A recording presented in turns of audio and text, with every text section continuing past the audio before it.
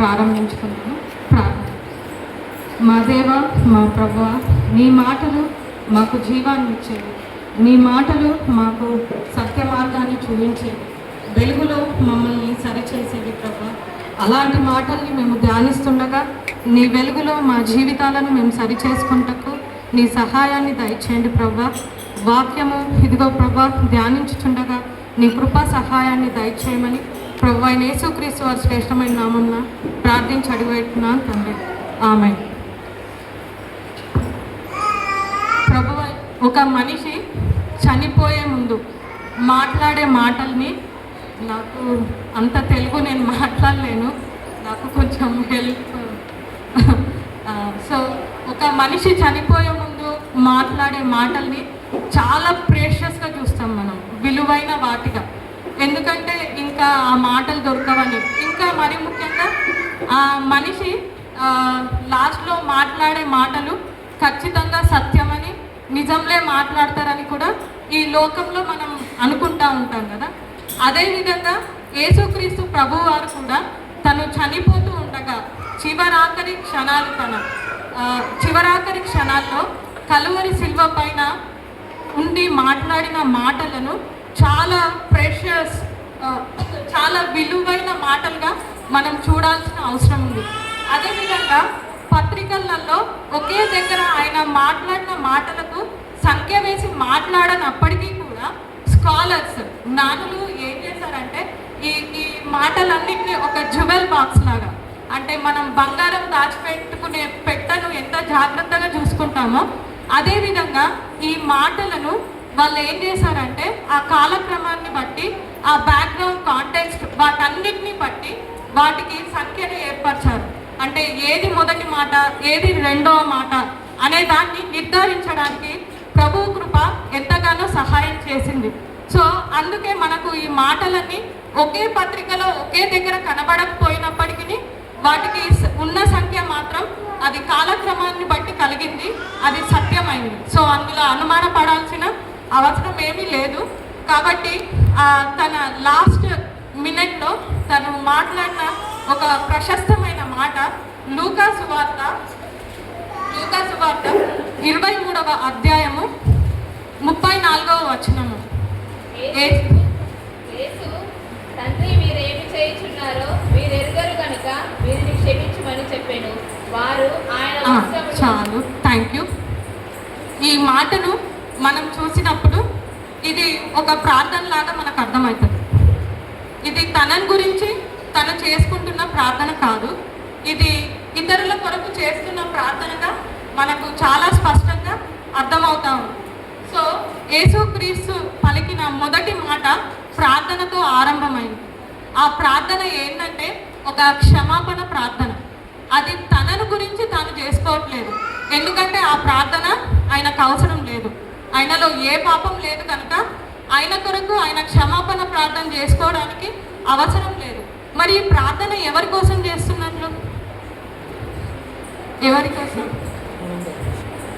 నేను స్టూడెంట్స్తో ఎక్కువ మాట్లాడుతూ ఉంటా కాబట్టి నాకు క్వశ్చన్స్ అడగడం ఎక్కువ అలవాటు ఉంటుంది. సో ఎవరి కోసం ఈ ప్రార్థన చేసి ఉంటాడు? పక్కవారి కోసం. ఓకే, ఆ పక్కవారు ఎవరు అనేది మనము నోటి మాటలతో చెప్పడానికి వీల్లేదు, బైబుల్ని చదివే పద్ధతి కూడా అది కాదు. కాబట్టి మనం కంపల్సరీ బ్యాక్గ్రౌండ్లోకి, కాంటెక్స్లోకి వెళ్ళవలసిందే. అయిననే అంటే తన చివరాఖరి నిమిషంలో చేస్తున్న ప్రార్థన అది ఎంత ప్రాముఖ్యమైంది, అసలు వాళ్ళ పరిస్థితి ఎలాంటిది అనేది మనం గమనించాల్సిన అవసరం ఉంది. సో మనము ఇక్కడ ఈ 21st సెంచరీ, తెలుగులో ఏమంటారు,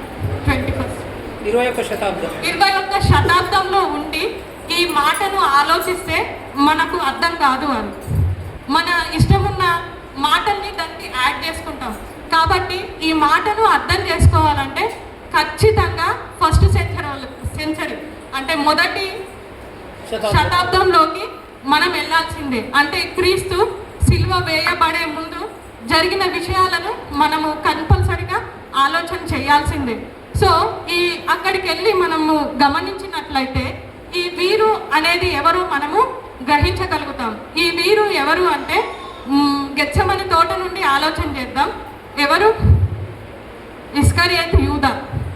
యేసుక్రీస్తు ప్రభుని ఎవరైతే శిల్వ మరణానికి ఎగ్జిక్యూట్ అంటే అప్పచెప్పారో వాళ్ళని గురించి చేసిన ప్రార్థన. నియరర్ కాంటెక్స్లో మనం చూసినట్లయితే ఇది వారి కొరకు చేయబడిన ప్రార్థన. ఇస్కరియోతు యూదా. తర్వాత టీచర్స్ కదా, ప్రధాన యాజకులు, శాస్త్రులు, పరిసయ్యులు. తర్వాత ఇంకా చూసినట్లయితే రోమా సైన్యం కూడా మనకు అక్కడ కనబడతా ఉంటుంది. వీళ్ళందరూ కుట్ర చేసినప్పటికీ రోమన్ సైన్యం మాత్రం ఆయనను మొలలు కొట్టడం కానీ, ఆయనను సిలువ వేయడం కానీ, వాళ్ళు కూడా ఆయన వీపు పైన కొరడాలతో కొట్టడం కానీ మనం గమనిస్తాం. సో కాంటెక్స్లో వెళ్ళి చూస్తే వీళ్ళ గురించి యేసుక్రీస్తు ప్రభు ప్రార్థన చేస్తూ ఉన్నాడు. మరి అవసరమా వాళ్ళ కోసం ప్రార్థన చేయడం? ఎందుకు ప్రార్థన చేశాడు? అక్కడ ఎంతో మంది ప్రజలు ఉన్నారు కదా, ఆయన ముందు చాలా పెద్ద క్రౌడ్ ఉంది, ఆయనను వెంబడించే వాళ్ళు కూడా ఉన్నారు. సో వీళ్ళకంటే ఎక్కువ కూడా వీళ్ళ కొరకు ఈయన బాధపడతా ఉన్నాడు. ఎందుకు అనేది మనం ఆలోచన చేయాలి. సో ఎందుకు వాళ్ళ గురించి ప్రార్థన చేయాల్సి వచ్చింది, ఎలా చేయగలిగాడు అనేది ఆలోచన చేసే ముందు ఇస్కరియోతును గమనించుదాం. ఇస్కరియోతు యూదా ఆయన శిష్యులలో ఒకడు, ఒక గొప్ప స్థానాన్ని పొందుకున్న ఒక వ్యక్తి. తాను ఎప్పుడు కూడా యేసుక్రీస్తు ప్రభు పక్కనే ఉంటూ ఆయన చేసే బోధలని కానీ, ఆయన చేసే అద్భుత కార్యాలను, సూచక్రియలను ఎంతో పక్కనే ఉండి గమనించిన వ్యక్తి ఎవరు? ఇస్కరియోతు యూదా. సో అయినా కూడా ఎందుకు ఆయన అప్పచెప్పాడు? ఆయన దృష్టిని యేసుక్రీస్తు బోధల కంటే కూడా ఆయన ధనం పైన ఆశ కలిగి ఉన్నారు. అంటే క్రీస్తు బోధకు విరుద్ధంగా మొదటి అడుగు వేసింది ఆయన శిష్యుడే అనేది మనకు అర్థమవుతుంది. ఆయన బోధనలలో, కొండ మీద ప్రసంగంలో ఆయన ఎంతో స్పష్టంగా ధనాన్ని గురించి, క్రీస్తు యొక్క రాజ్యాన్ని గురించి యేసుక్రీస్తు ప్రభు ఎన్నో గంటలు మాట్లాడిన ప్రసంగం అది. ఈ లోకంలో ధనం కూర్చుకుంటే అది చిమ్మట తుప్పు పడుతుంది, కాబట్టి పరలోకంలో మీ ధనాన్ని కూర్చుకోండి, లేదంటే మొదటగా నీతిని, రాజ్యాన్ని వెతకండి, మిగిలినవన్నీ తర్వాత మీ వెనకాల యాడ్ అవుతాయి అవన్నీ అన్న మాటలు ఇస్కరియోతు యూదా పట్టించుకోలేదు. కానీ ఆయన హృదయాన్ని డబ్బు వైపుకు త్రిప్పుకొని తను కలిగి ఉన్న గొప్ప మహిమను, గొప్ప ఆధిక్యతను, ఆ 12 సింహాసనాల్లో ఒక సింహాసనాన్ని ఆయన కోల్పోయిన వాడిగా మనం ఇక్కడ చూడవచ్చు. అదేవిధంగా యూదా టీచర్స్ అంటే ఈ ప్రధాన యాజకులు కానీ, శాస్త్రులు కానీ, వీళ్ళంతా జెరూసలేం టెంపుల్, అప్పుడు జెరూసలేం టెంపులే కదా మెయిన్ టెంపుల్, యెరూషలేంలో ఉన్న మందిరము. అప్పుడు చాలా ఏది జరగాలన్నా అక్కడి నుండే అది కీ పాయింట్గా ఉండేది అప్పుడున్న ఫస్ట్ సెంచరీలో. సో ఏది జరగాలన్నా అక్కడనే వీళ్ళు ఆ జెరూసలేం టెంపుల్లో కీ రోల్ని ప్లే చేసేవాళ్ళు. అంటే ప్రధానమైన ప్లేసెస్లో ఉన్నవాళ్ళు ఈ శాస్త్రులు, పరిసయ్యులు, తర్వాత సద్దుకాయలు, వీళ్ళంతా కూడా ప్రధానమైన స్థానంలో ఉన్నవాళ్ళు. వాళ్ళు లేఖనాలను ఎప్పుడు ధ్యానిస్తూ ఉండేవాళ్ళు. కానీ యేసుక్రీస్తు రాకని గురించి ఎన్నో ప్రాఫెసీస్ అంటే ప్రవచనాలు ఎన్నో ఉన్నాయి. వాళ్ళ అన్నిటిని చదివిన వాళ్ళు ఎట్ ద సేమ్ టైం వాళ్ళు యేసుక్రీస్తు ప్రభు కొరకు కనిపెట్టుతున్న వాళ్ళు, ఎదురు చూస్తున్న గుంపులో కూడా వాళ్ళు ఉన్నవాళ్ళు. అయినప్పటికీ కూడా క్రీస్తు వచ్చి నేను దేవుని కుమారుణ్ణి అని తన్ను తాను బయలుపరుచుకున్న వారు అంగీకరించలేని పరిస్థితిలో ఉన్నారు. ఎందుకు? ఏదైనా ఆన్సర్ చెప్పగలుగుతారా? ఎందుకు? యేసుక్రీస్తు ప్రభువే వచ్చి ఆయన మతనాయకులకు నేనే మీ దేవుని కుమారుణ్ణి, నేనే మెస్సయాని, మీరు ఎదురు చూస్తున్న మెస్సయాని నేనే అని ఎన్నోసార్లు డైరెక్ట్గా, ఇండైరెక్ట్గా తన్ను తాను బయలుపరుచుకున్నా కూడా అంగీకరించలేకపోయారు. ఎందుకంటే వారు ఎదురు చూస్తున్న మెస్సయ్య వేరు, వారి ఆలోచనలలో ఉన్న మెస్సయ్య వేరు. ఇక్కడ ఈ మెస్సయ్య యొక్క పరిచర్య వాళ్లకు అంత ఇష్టంగా అనిపించలేదు. ఎందుకంటే ప్రవచనాలు ఎన్నో మెస్సయానిక్ ప్రాఫెసీస్ అంటాము, క్రీస్తును సంబంధించిన ప్రవచనాలు పాత నిబంధనలో ఐజయా, జర్మయా, జకర్యా, మీకా ఇంకా ఎంతో గొప్ప ప్రవక్తల ద్వారా లిఖింపబడి ఉన్నాయి. కానీ వాళ్ళు ఆయన రాకను ఎలా అర్థం చేసుకున్నారంటే, యేసుక్రీస్తు ప్రభు గురించి ఇట్లుంది ప్రాఫెసిస్, మీరు తర్వాత చదవండి, ఐజయా, జర్మయా ఇవన్నిట్లలో మీరు చూడగలుగుతారు. ఆయన తన ప్రజల యొద్దకు ఒక రాజులాగా వచ్చి వాళ్ళ ప్రజల్ని శత్రువుల నుండి విడిపించి దావీదు సింహాసనం పైన కూర్చొని తానే పరిపాలిస్తాడని, తానే విమోచిస్తాడు అని ప్రవచనాలు ఎన్నో గ్రంథాలలో రచించి ఉన్నాయి. సో ఈ ప్రవచనాన్ని వాళ్ళు తప్పుగా అర్థం చేసుకున్నారు, వాళ్ళు సరిగ్గా అర్థం చేసుకోలేకపోయారు. వాళ్ళు ఏమనుకున్నారంటే, మేము ఇప్పుడు రోమా చేతిలో వాళ్ళు చాలా దారుణంగా హింసింపబడుతున్న సంగతి మనకు తెలిసిందే. ఎన్నో పన్నులు, తర్వాత వాళ్ళ కష్టార్జితం అంతా కూడా రోమన్కే పెట్టేసేయాలి, అట్లా తినే పరిస్థితి కూడా వాళ్ళకు ఉండకపోయేది యూదులకు. సో అట్లాంటి టైంలో వాళ్ళ అజంప్షన్ ఎట్లుందంటే, యేసుక్రీస్తు ఒక రాజులాగా వస్తాడు, యేసుక్రీస్తు ఒక రాజులాగా వచ్చి రోమన్స్ అందరినీ యుద్ధం చేసి ఓడగొట్టేసి తర్వాత దావీదు సింహాసనం పైన ఆయన కూర్చొని నీతి న్యాయములతో ఆయన పరిపాలన చేస్తాడు అనే అజంప్షన్లో ఒక బౌండరీ తీసుకొని అక్కడి వరకే ఆ ప్రాఫెసీనే వాళ్ళు ప్రవచనాన్ని అర్థం చేసుకున్నారు. కానీ బీదలకు సువర్తమానము తెలియపరచబడుతుంది. తర్వాత రోగులు స్వస్థపరచబడతారు, కుంటి వాళ్ళు జింకల వలె గంతులేస్తారు, మూగవారు మాట్లాడతారు అన్న ప్రవచనాలను వారు గమనించుకోలేకపోయారు. తర్వాత యేసుక్రీస్తు నేను రాజ్యాన్ని ఆరంభించుటకు వచ్చాను అని ఈ భూమి పైన ఉన్నప్పుడు చాలా స్పష్టంగా మాట్లాడతాడు. నాకు రాజ్యము, వేరే రాజ్యం కలదు అన్నప్పుడు వీళ్ళు దాన్ని చాలా, యేసుక్రీస్తు మాట్లాడేది పరలోక రాజ్యాన్ని గురించి. వీళ్ళు ఎలా అర్థం చేసుకుంటారంటే, ఇక్కడ ఉన్న రాజ్యాన్ని కూలగొట్టేసి ఇక్కడ వేరే రాజ్యాన్ని స్థాపిస్తాడేమో. ఆయన రాజుగా లేడు కదా, ఆయన ఎప్పుడు సుంకర్లతోనే కదా ఆయన సహవాసం అంతా, ఆయనకు సైన్యం కూడా లేదు కదా ఫైట్ చేయడానికి అనే రాంగ్ అజంప్షన్స్, రాంగ్ అండర్స్టాండింగ్స్లోకి వాళ్ళు వెళ్ళిపోయారు. అదేవిధంగా ఆయన పైన మోపబడిన ఇంకో నేరం ఏంటంటే, ఈ మందిరాన్ని ఇందాక మనం చదివినాం కదా, ఈ మందిరాన్ని కూలగొట్టి 3 దినములలో నేను మళ్ళీ తిరిగి కట్టుతాను అనే మాటను వాళ్ళు ఎలా అర్థం చేసుకున్నాడంటే, వాళ్ళ యెరూషలేం టెంపుల్ అదే కదా వాళ్ళకు చాలా ఖ్యాతి కలిగింది, చాలా చరిత్ర కలిగిన టెంపుల్, సొలొమోను చేత నిర్మింపబడిన టెంపుల్, దానికి వాళ్ళు ఎంతో విలువనిస్తారు. సో ఇది ఎన్నో సంవత్సరం అయింది కట్టడానికి.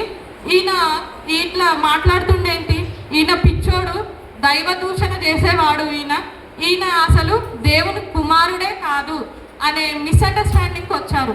ఆయన ఈ టెంపుల్ని పడగొడతాను అన్నప్పుడు ఆయన మాట్లాడింది రెజరెక్షన్, పునరుత్థానాన్ని గురించి. అంటే ఆయన చనిపోయి 3వ దినంన లేస్తాను అనే విషయాన్ని గురించి ఆయన మాట్లాడుతున్నట్లు వాళ్ళు అర్థం చేసుకోలేకపోయారు. ఇంకొకటి ఏంటంటే, ఆ మందిరాన్ని పడగొట్టి మందిరాన్ని కట్టడం అంటే ఓల్డ్ ఫేజ్ అంతటిని పడగొట్టేసి ఒక న్యూ కవెనెంట్, ఒక కొత్త నిబంధనను నేను తీసుకురాబోతున్నాను అనే అర్థాన్ని యేసుక్రీస్తు ప్రభు మాట్లాడినప్పుడు వాళ్ళు లేఖనాలను, దేవుడి పరిచర్యను వాళ్ళు మిస్అండర్స్టాండ్ చేసుకొని ఆయనను అపహసించి హేళన చేసి దైవ దూషకుడుగా ఆయనను చూడడం జరుగుతుంది. అందుకే ఇస్కరియోతు యూదా కానీ, ఈ ప్రధాన టీచర్స్ కానీ, వీళ్ళందరూ యేసుక్రీస్తుకు వ్యతిరేకంగా లేవడం చూస్తూ ఉన్నాం. ఒకరు డబ్బు పైన ఆశతో అయితే, ఇంకొక గ్రూప్ ఎట్లా ఉందంటే వారి సొంత లాభాల కోసం, అంటే ఎర్త్లీ సొల్యూషన్స్ కోసం, భూమి పైన వాళ్ళు పొందబోయే సంతోషాన్ని గురించే వాళ్ళు ఆలోచన చేస్తూ ఉన్నారు. సో లేఖనాలను మిస్అండర్స్టాండింగ్ చేసుకోవడం వల్ల ఒకరు అసలు దేవుడి మాటలనే అంగీకరించని వాడు ఇంకొకడు. సో అలా వాళ్ళు దేవుడికి వ్యతిరేకంగా ఆయనను శిలువ మరణానికి అప్పచెప్పాలి అనుకున్నారు. ఇక్కడ ఇంకొక గ్రూప్ ఉంది, రోమన్ గవర్నమెంట్. రోమా గవర్నమెంట్. ఓకే, ఆ రోమా గవర్నమెంట్ అయితే అన్యులు, వాళ్ళకు దేవుని గురించి కానీ ఈ లేఖనాల గురించి కానీ ధర్మశాస్త్రం గురించి కానీ అసలు ఏమీ తెలియని ప్రజలు. సో ఇక్కడ 3 గ్రూప్స్ ఆఫ్ పీపుల్ని మనం గమనించవచ్చు. ఈ నియరర్ కాంటెక్స్లో మనం చూసినట్లయితే యేసుక్రీస్తు వారి యొక్క ప్రార్థన ఈ 3 గ్రూప్స్ కోసం చేస్తున్నట్లు మనం అర్థం చేసుకోవచ్చు. సరే, ఎందుకు చేశాడు అలా? ఇప్పుడు ఆయనను మనల్ని అంటే మనకు హాని చేసే వాళ్ళ గురించి మనము ప్రార్థన చేయాలని ఎప్పుడు కూడా అనుకోము. అది ఉమెన్ మెంటాలిటీ, అదంతే. ఇంకా అది మెంటాలిటీ అంతే. మనకు కీడు చేస్తున్నారంటే అసలు వాళ్ళని పట్టించుకొని కూడా మనం పట్టించుకోము. కానీ అట్లాంటిది క్రీస్తు మాత్రం మొదటి మాటగా వాళ్ళ గురించే ప్రార్థన చేశాడు. ఎలా చేయగలిగాడు? సో ఇప్పటి వరకు ఆయనని మరణానికి అప్పగించారు అనేది మాట్లాడాము. దీన్నే మాట్లాడి దీన్ని ఇక్కడే వదిలేస్తే మనము పప్పులో కాలేసిన వాళ్ళం అవుతాం. ఇది ఒక ఫేజ్, ఒక కైండ్లో ఒక కైండ్ ఒక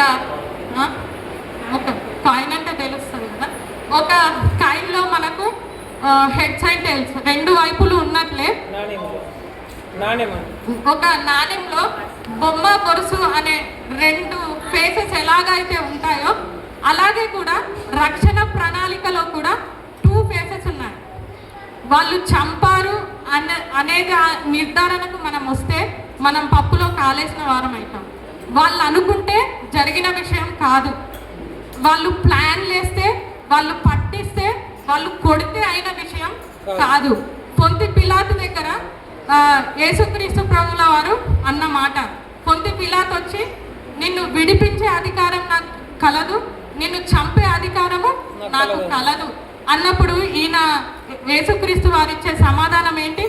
నన్ను చంపే అధికారము ఎవ్వరికీ లేదు, నన్ను నేను అప్పచెప్పుకుంటే మాత్రం తప్ప ఎవ్వరికి కూడా అధికారం లేదు. సో అట్లా మనము చాలా చాలా వరకు శిలువపై ఉన్న క్రీస్తును చూసి ఆయన ఒక హెల్ప్లెస్ లాగా, అంటే సహాయం లేకుండా అక్కడ అలా పడిపోయి ఉన్నాడేమో అని చాలామంది ఆయనను చూసి బాధపడతా ఉంటారు, ఆయనను చూసి ఏడుస్తూ ఉంటారు. కానీ ఆయన హెల్ప్లెస్గా అక్కడ లేదు. నీకు నాకు హెల్ప్ చేయడానికి తన స్వచ్ఛందంగా తన్ను తాను అర్పించుకున్నాడు. తను లేఖనాల నెరవేర్పు కొరకై అంటే తన వీపుని ఇచ్చేశాడు, తన మొహాన్ని ఇచ్చేశాడు. ప్రతి పార్ట్ ఆఫ్ ద బాడీ, తన ప్రతి అవయవంని కూడా తను ఇచ్చేసి సైలెంట్గా ఉన్నాడు. ఎందుకంటే లేఖనాల నెరవేర్పు కొరకు ఆ ప్రాఫెసీస్ అన్నీ కూడా, అంటే ప్రవచనాలన్నీ కూడా నెరవేర్చబట్టకు, అదేవిధంగా తండ్రి యొక్క చిత్తము, తండ్రి యొక్క ఉద్దేశాలు నెరవేర్చబట్టకు తన్ను తానే స్వచ్ఛందంగా ఆయన అర్పించుకున్నాడు. ఆయన ఒక్క మాట చెప్తే అక్కడ ఉన్న ఏంజల్స్ అంతా కూడా వచ్చి ఆ సైన్యాన్ని 1 సెకండ్లో హతమార్చగలుగుతారు. కానీ దేవుడు ఆ పని చేయలేదు. తన్ను తానే తన ఇష్టపూర్వకంగా అర్పించుకున్నాడు. మరి ఎందుకు అర్పించుకున్నాడు?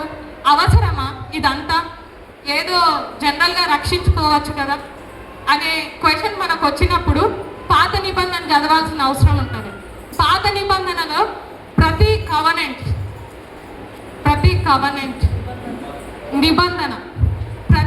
నిబంధన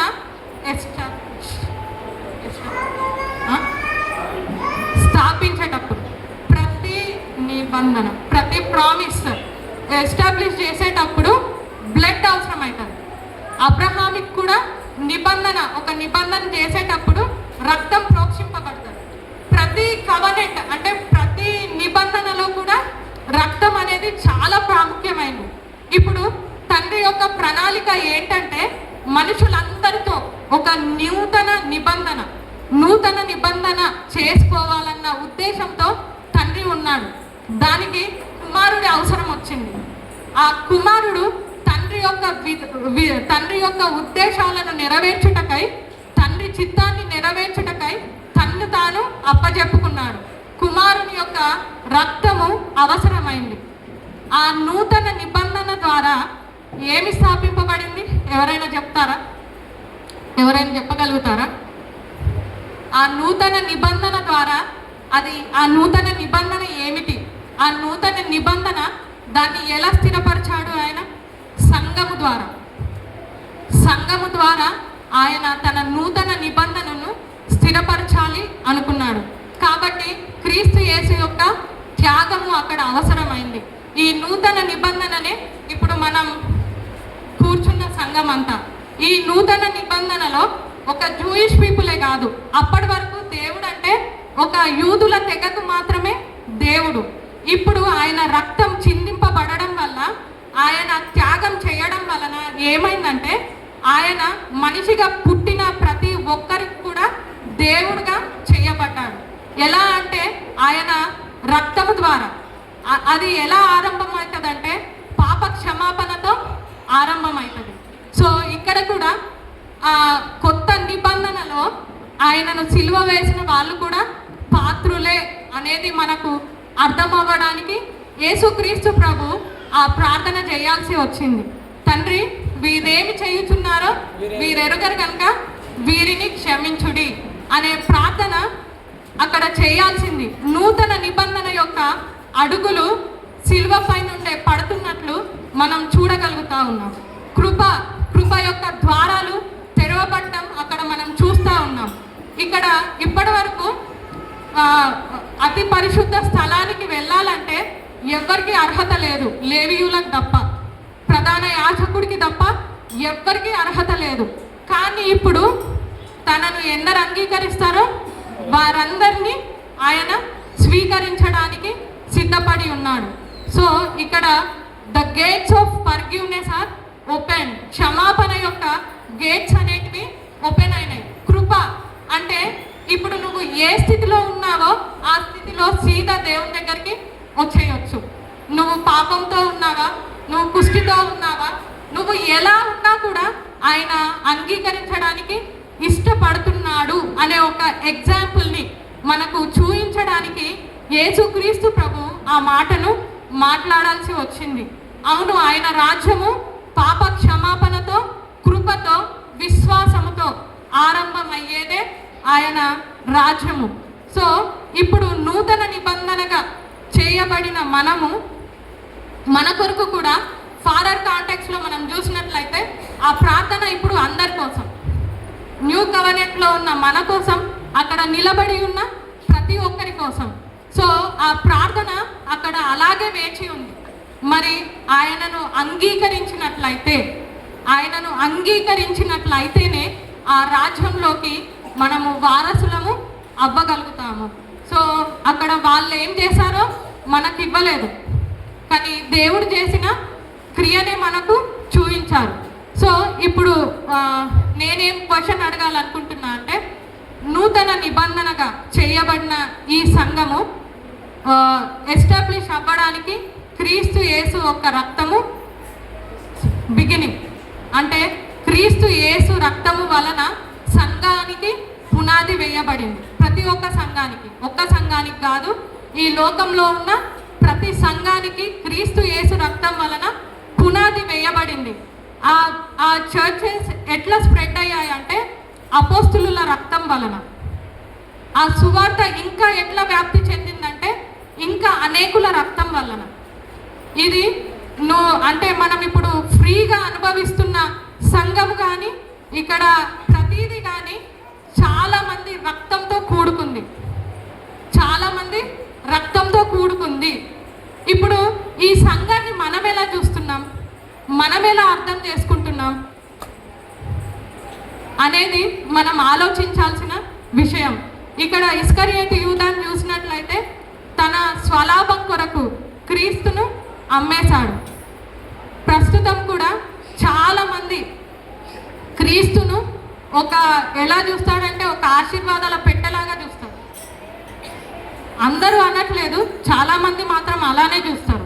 చాలా చర్చెస్లో క్రీస్తును నమ్ముకుంటే నాకు ఏదో జరుగుతుంది, క్రీస్తుని వెంబడిస్తే నాకు ఏదో జరుగుతుంది అనేది చాలా రాంగ్ అండర్స్టాండింగ్. అక్కడ ఇస్కరియోతు యూదా ఎలాగైతే చేశాడో మనం కూడా అదే స్థితిలో ఉన్నామని గమనించుకోవాలి. అది కాదు ఆయన ఉద్దేశం, అది కాదు ఆయన మరణం యొక్క ఉద్దేశం, అది కాదు సువార్త యొక్క ఉద్దేశం. సువార్త యొక్క ఉద్దేశం ఏంటి? ప్రతిరోజు ఆయన సిలువను మోయడం, ప్రతిరోజు ఆయనను వెంబడించడం. అందులో ఆశీర్వాదాలు దొరకవు.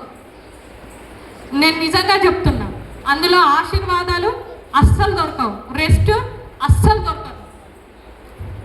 రెస్ట్ దొరకదు, ఆశీర్వాదాలు దొరకాయి, లాభాలు జరగవు. నిజంగా మనము క్రీస్తు అనుకుంది, క్రీస్తు తన రక్తాన్ని పెట్టింది, తర్వాత అపోస్తులు వారి రక్తాన్ని పెట్టింది ఎందుకంటే సంఘాన్ని స్ప్రెడ్ చేయడానికి, స్ప్రెడ్ వ్యాప్తి చెందించడానికి. సో ఇప్పుడు ప్రాముఖ్యమైనది ఏంటంటే ఆత్మలు రక్షింపబడాలి. ఆయన రాజ్యం యొక్క ఉద్దేశము ఏంటంటే కొండ మీద ప్రసంగం చదివితే మనకు అర్థమవుతుంది. ఆయన రాజ్యము వ్యాప్తి చెందాల అనేది ఆయన ఉద్దేశము. అది ఎలా జరుగుతుంది అంటే భూదిగంతముల వరకు మనం సాక్షులుగా నిలవబడినప్పుడే జరుగుతుంది. కానీ ఇక్కడ యూదుల వలె మనము మన ఎర్త్లీ థింగ్స్ కోసమే, అంటే మనము చాలాసార్లు కొన్ని బౌండరీస్ గీసుకొని ఇలా చేస్తేనే ఈయన దేవుడే అంటూ ఉంటే నాకెందుకు పెళ్ళవ్వదు, దేవుడు అనేవాడే ఉంటే ఈ రోగం నాకెందుకు, దేవుడు అనేవాడే ఉంటే ఈ వ్యాధి నాకెందుకు అనే బౌండరీస్ని గీసుకొని సువార్త యొక్క ప్రాముఖ్యతను అసలు అర్థం చేసుకోవడం మానేసాం. తర్వాత ఎందుకు ఆయన మనల్ని శిష్యులుగా చేసుకున్నాడు అనే విషయాన్ని కూడా అర్థం చేసుకోవడం చాలా వరకు చాలా సంఘాలలో ఆగిపోయిన పరిస్థితులు ఉన్నాయి. సో ఆయన మనల్ని పిలుచుకుంది, ఆయన మనల్ని ఏర్పరచుకుంది, ఆయన మనల్ని తన సొత్తుగా చేసుకుంది, ఆయన సంఘం వ్యాప్తి చెందడానికి, ఆత్మలు రక్షింపబడడానికి. అది ఆయన ముఖ్య ఉద్దేశం. ఒకవేళ ఈ విషయాలలో మనం తప్పిపోయినట్లయితే ఆ క్షమాపణ ద్వారాలు మన కొరకు ఇంకా తెరవబడి ఉన్నాయి. సో దేవుణ్ణి మనం అడిగినట్లయితే అందులోకి మనము వారసులుగా మార్చబడతాం. అదేవిధంగా రోమన్స్ని చూసినట్లయితే వాళ్ళకు అసలు చాలా అంటే ఏమీ తెలీదు. అలాగే దేవుడు అంటే ఎవరో కూడా తెలియక యేసుక్రీస్తును దేవుళ్ళల్లో ఒక దేవుడుగా చూసిన వారు మేబీ ఇక్కడ ఉండి ఉండొచ్చు, నాకు తెలీదు. కానీ ఇన్ కేస్ అలా చేసినట్లయితే ఆయన దేవుళ్ళల్లో ఒక దేవుడు కాదు, ఆయనే దేవుడు అనే విశ్వాసమే మనము బయటకి ఒప్పుకోవాల్సి ఉంది. సో కాబట్టి ఇప్పుడు దేవుడు ఈ గుడ్ ఫ్రైడే రోజు మరో అవకాశాన్ని, ఆయన శిలువ మరణాన్ని బట్టి అక్కడున్న ఆయన మరణానికి అప్పచెప్పిన వారికి అవకాశం ఇచ్చినట్లే ఈరోజు కూడా మనందరికీ ఒక అవకాశం ఇస్తూ ఉన్నాడు. ఒకవేళ మనం ఆయనను మిస్అండర్స్టాండ్ చేసుకున్నాము ఇప్పటి వరకు, ఒకవేళ మనం ఆశీర్వాదాల కొరకే ఆయనను వెంబడించామేమో, లేకపోతే ఆయనను ఏదో దేవుళ్ళల్లో ఒక దేవుడు నామకార్థంగా చూసామేమో, అది కాదు. కాబట్టి దాన్ని అర్థం చేసుకొని గ్రహించినట్లయితే ఇప్పటికీ కూడా ఆయన క్షమించడానికి సిద్ధంగా ఉన్నాడు. చిన్న ప్రార్థనతో ముగించుకున్నాం. Thank you. ఒక్కసారి ప్లీజ్ అందరూ ఒక్కసారి ఈ గుడ్ ఫ్రైడే మళ్ళీ ఒక దేవుడు మనకిచ్చిన అవకాశంగా అనుకుందాం. ఆయన మళ్ళీ రాబోతున్నాడు. అప్పుడు కృపతో ఆయన రాడు, ఆయన తీర్పుతో వస్తాడు. ఆయన తీర్పుతో వచ్చినప్పుడు కృప కావాలి అని అడిగితే అక్కడ దొరకదు. ఆయన రాకలో ఉద్దేశాలు ఉన్నాయి. ఆ ఉద్దేశపూర్వకంగా, ఆ ప్రణాళిక పూర్వకంగానే ప్రతిదీ జరుగుతుంది. ఆయన రెండో రాకడలో మనకి ఇటువంటి అవకాశాన్ని అస్సలు ఇవ్వడు. ఆయన తీర్పులోకి తేబడాలంటే మనము ఇంకా ఇలాగే ఉంటాం. సో చిన్న ప్రార్థన.